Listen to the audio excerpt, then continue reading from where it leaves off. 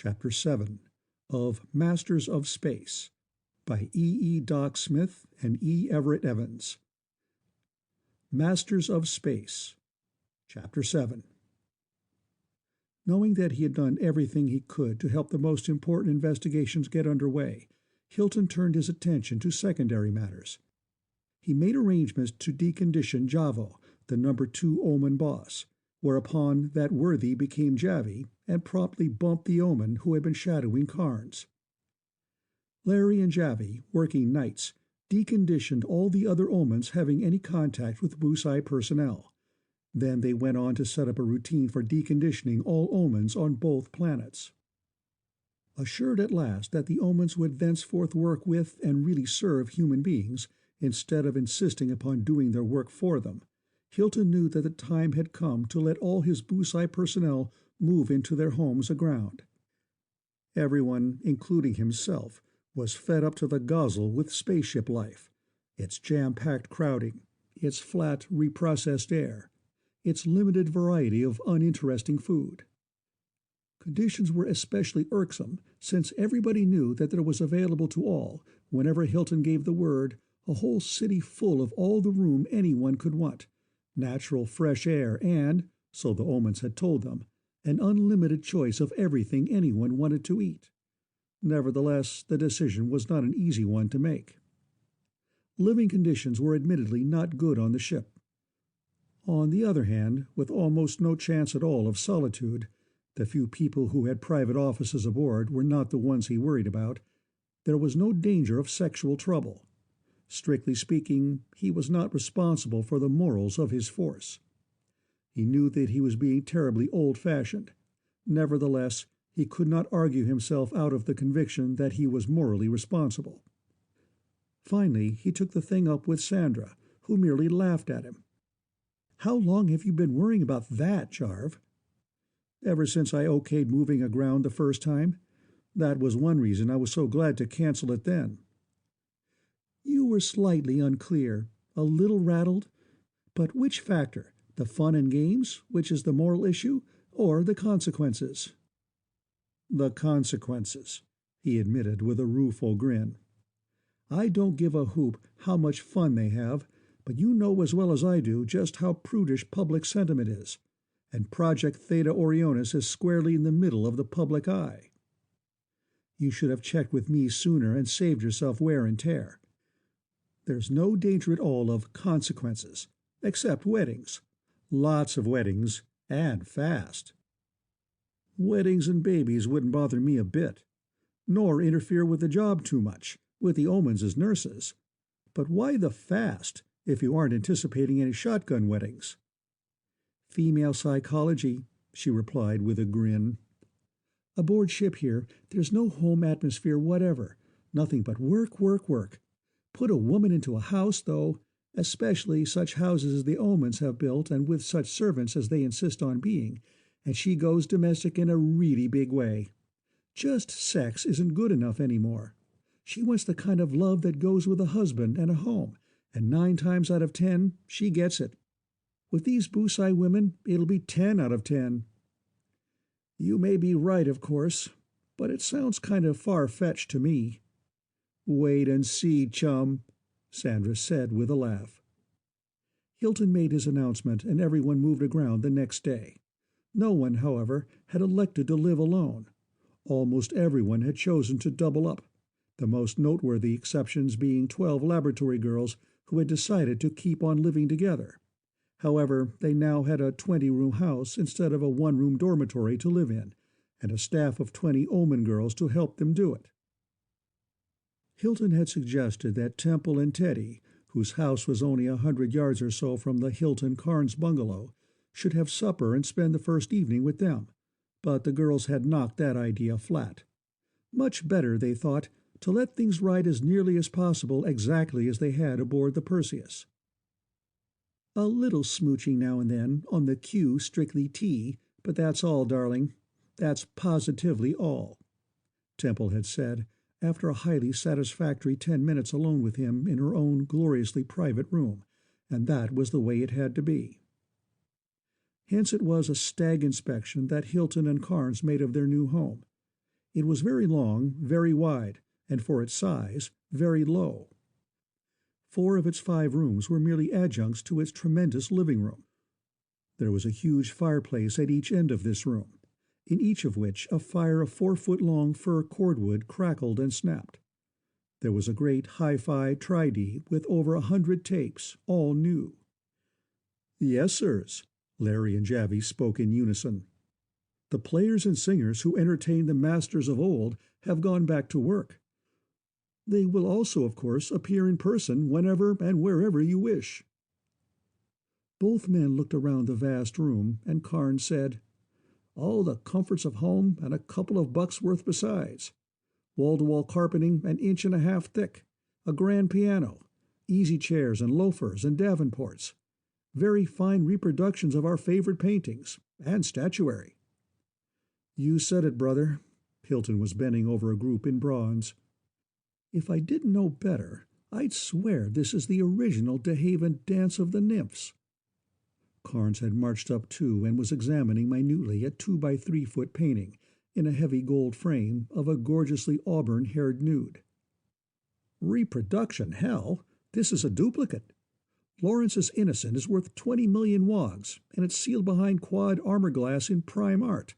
But I'll bet Wogs de Wiggles, the prime curator himself, with all his apparatus, couldn't tell this one from his. I wouldn't take even 1 Wigglesworth of that. And this Laughing Cavalier and this Toledo are twice as old and twice as fabulously valuable. And there are my own golf clubs." "Excuse us, sirs," the omen said. "These things were simple because they could be induced in your minds. But the matter of a staff could not, nor what you would like to eat for supper, and it is growing late." "Staff? What the hell has the staff got to do with—" "House staff, they mean," Carnes said.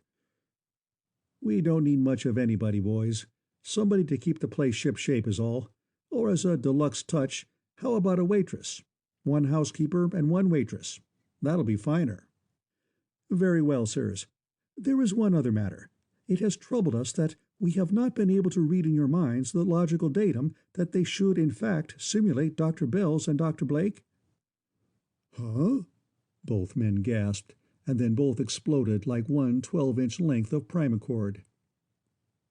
While the omens could not understand this purely Terran reasoning, they accepted the decision without a demurring thought.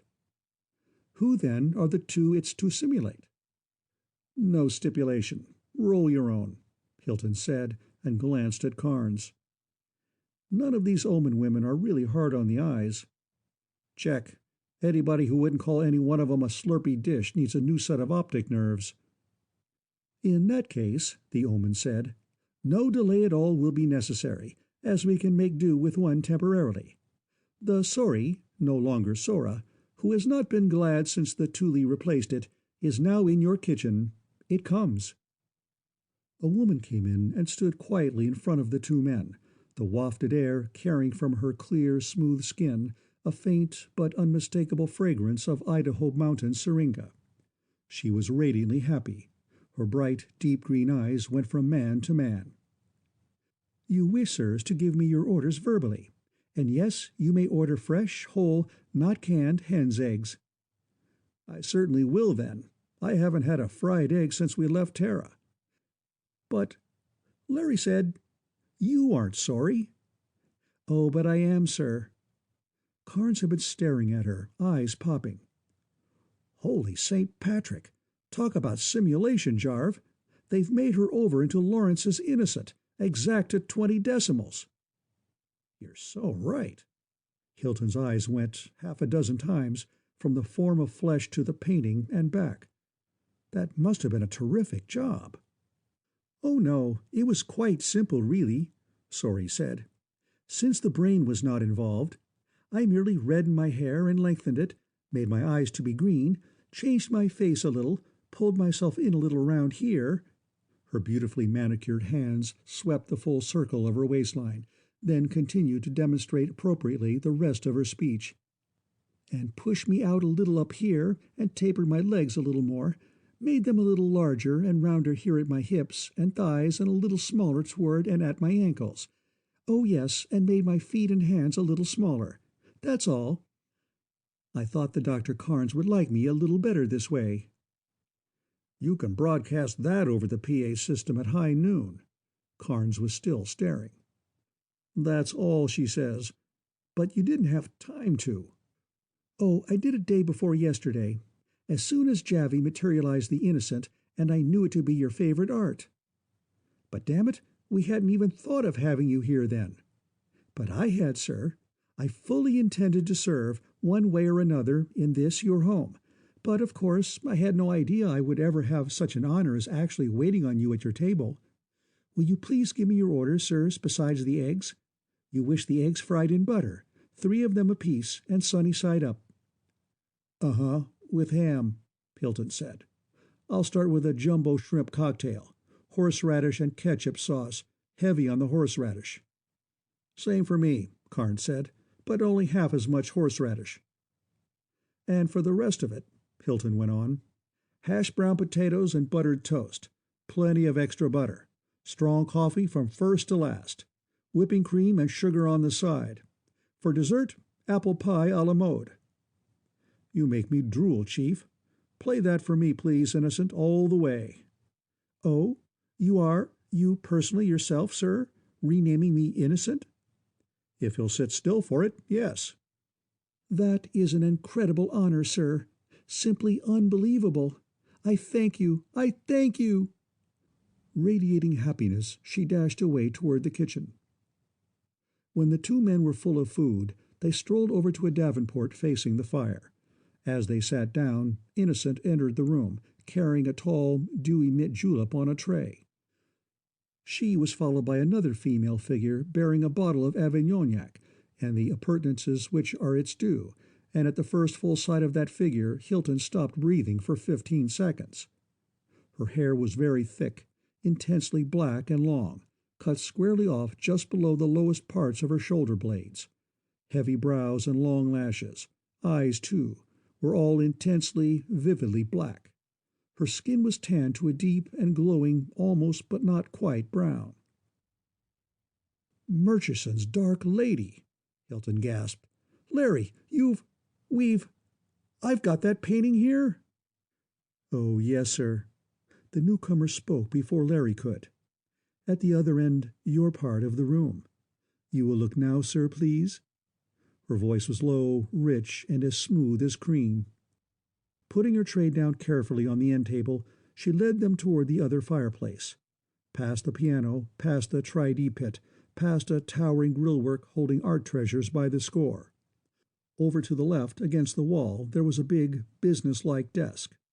On the wall, over the desk, hung the painting, a copy of which had been in Hilton's room for over 8 years. He stared at it for at least a minute. He glanced around, at the other priceless duplicates so prodigally present, at his own guns arrayed above the mantel and on each side of the fireplace. Then, without a word, he started back to join Carnes. She walked springily beside him. "What's your name, miss?" he asked finally. "I haven't earned any as yet, sir. My number is—" "Never mind that. Your name is Dark Lady." "Oh, thank you, sir. That is truly wonderful." And Dark Lady sat cross-legged on the rug at Hilton's feet and busied herself with the esoteric rites of old Avignon. Hilton took a deep inhalation and a small sip, then stared at Carnes. Carnes, over the rim of his glass, stared back. "I can see where this would be habit-forming," Hilton said, "and very deadly, extremely deadly. Every wish granted, surrounded by all this." Carnes swept his arm through 3/4 of a circle. "Weighted on hand and foot by powerful men and by the materializations of the dreams of the greatest, finest artist who ever lived. Fatal? I don't know. My solid hope is that we never have to find out. And when you add in Innocent and Dark Lady, they look to be about 17, but the thought that they're older than the hills of Rome and powered by everlasting atomic engines—" He broke off suddenly and blushed. "Excuse me, please, girls. I know better than to talk about people that way, right in front of them. I really do." "Do you really think we're people?" Innocent and Dark Lady squealed as one. That set Hilton back onto his heels. I don't know. I've wondered. Are you? Both girls, silent, looked at Larry. We don't know either, Larry said. At first, of course, there were crude, non-thinking machines. But when the guide attained its present status, the masters themselves could not agree. They divided about half and half on the point. They never did settle it any closer than that. I certainly won't try to then. But for my money, you are people, Hilton said, and Carnes agreed. That, of course, touched off a new riot of joy, after which the two men made an inch-by-inch study of their tremendous living room. Then, long after bedtime, Larry and Dark Lady escorted Hilton to his bedroom. "Do you mind, sir, if we sleep on the floor at the sides of your bed?" Larry asked. "Or must we go out into the hall?" "Sleep? I didn't know you could sleep." "It is not essential. However, when round-the-clock work is not necessary, and we have opportunity to sleep near a human being, we derive a great deal of pleasure and satisfaction from it. You see, sir, we also serve during sleep." "Okay, I'll try anything once. Sleep wherever you please."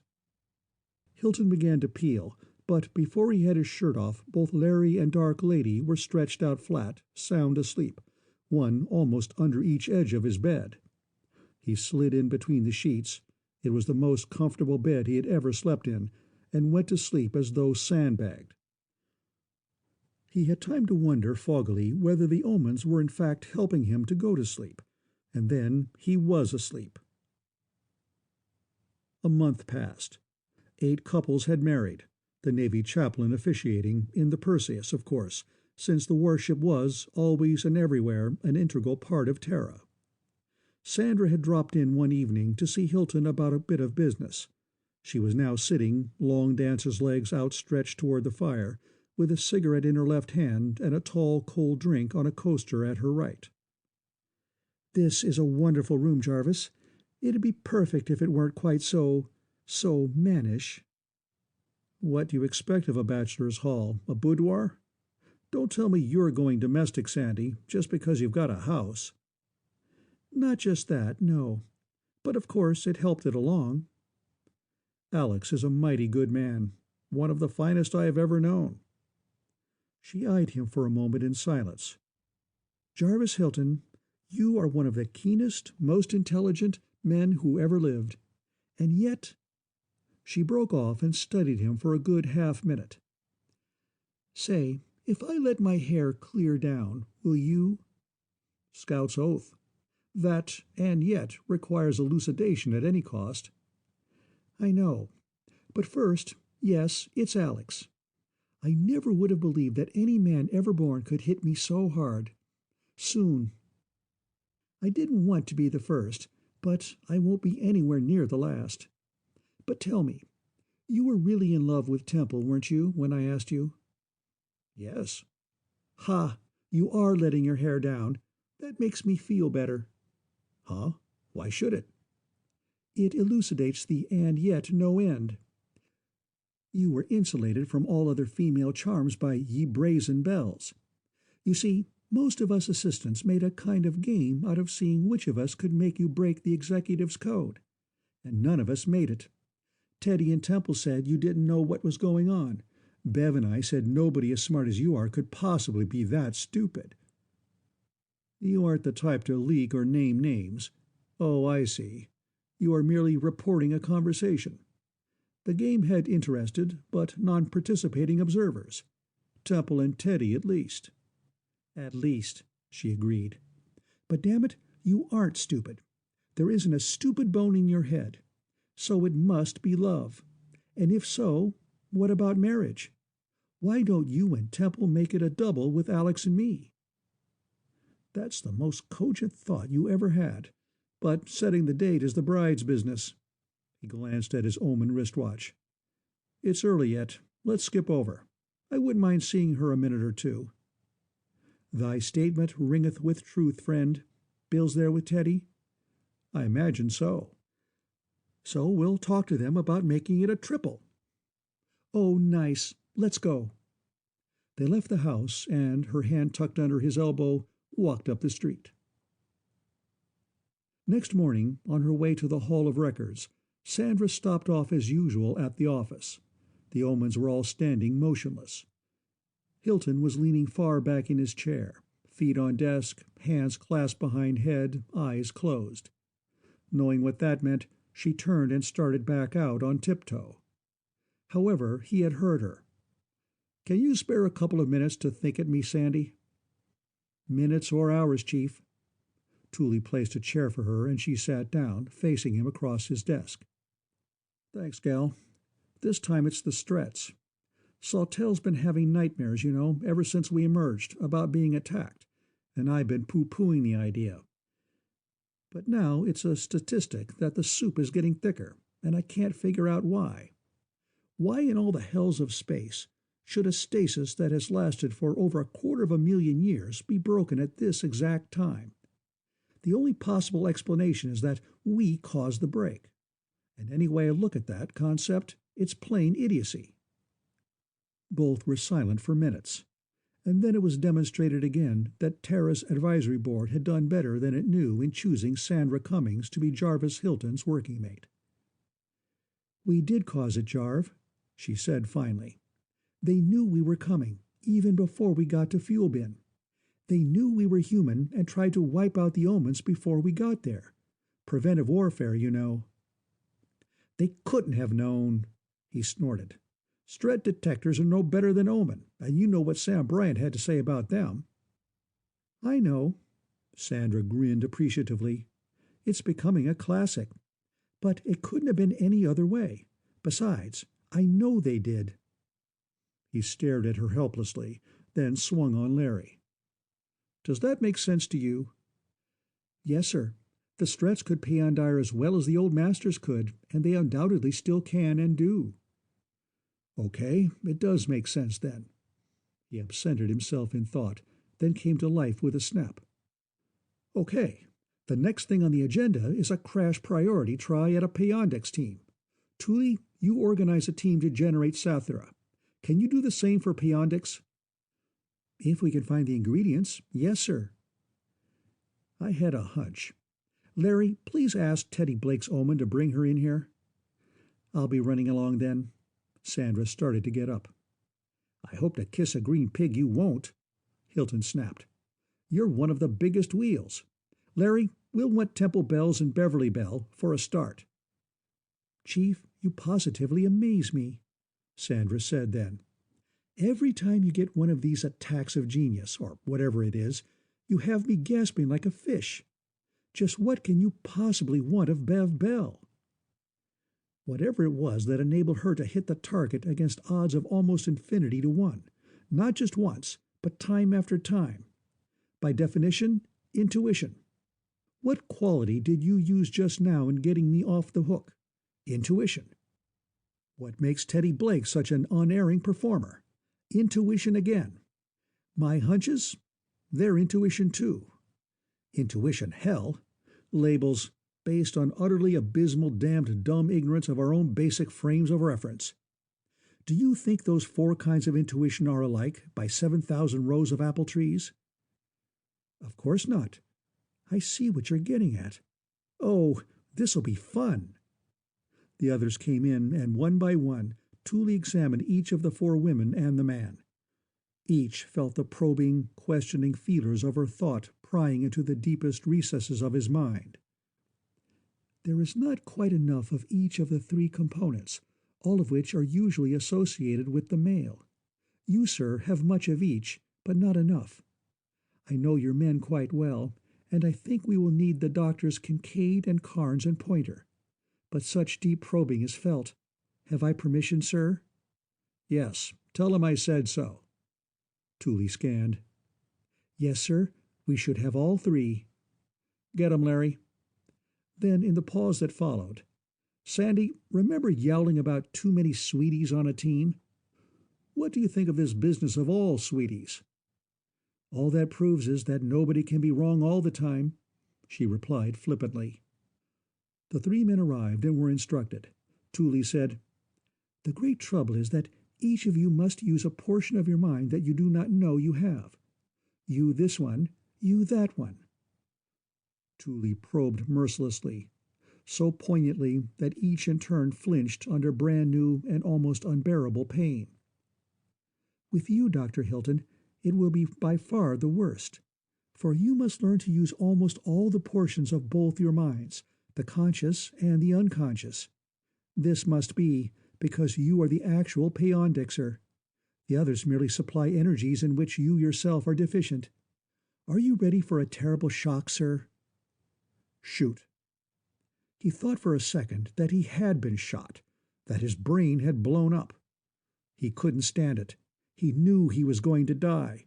He wished he could die. Anything whatever to end this unbearable agony. It ended.